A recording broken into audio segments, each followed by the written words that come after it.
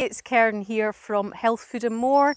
Want to introduce you today to this wonderful plant here, which is Comfrey. Comfrey is known botanically as Symphytum officinalis. Well, certainly this purple flowered comfrey is. You hear the bees buzzing away in that. It's just covered in bees today, all in harvesting their lovely pollen. But comfrey is a really amazing healing plant.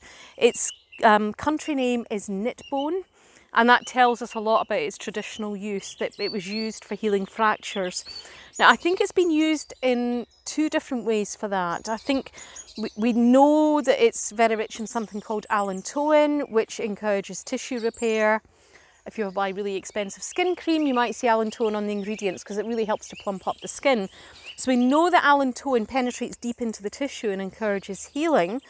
But I think that comfrey traditionally was used not only because it was high in allantoin, but I think it was actually used as a setting agent at the same time.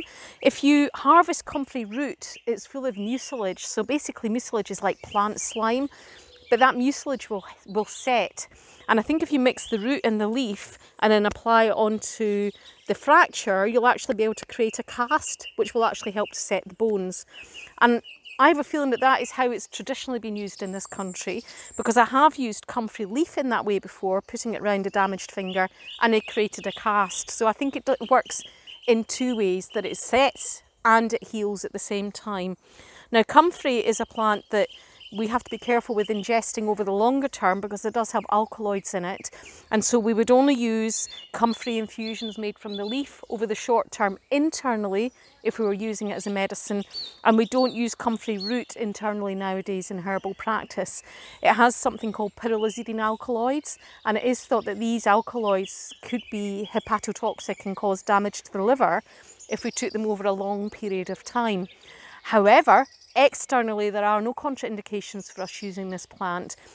And it is a plant that we can use, as I say, for tissue repair. It can be used as a beauty herb, but it can be used for sprains, strains, arthritis, any area where you're feeling that you need to give the tissue a little bit more support.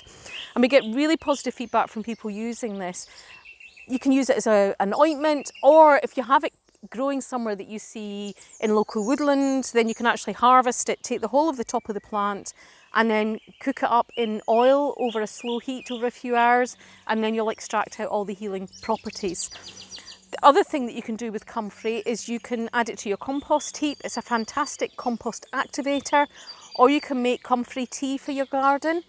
And I've got comfrey tea brewing at the moment in my greenhouse. I've got comfrey steeping in water in a bucket, and it's going to form a really stinking black liquid that the plants are just going to gobble up because it's very, very full of rich nutrition for the plants, lots of nitrogen in there, so it's really going to help to bring on some healthy crops. So it's great to have for healing, great for the garden.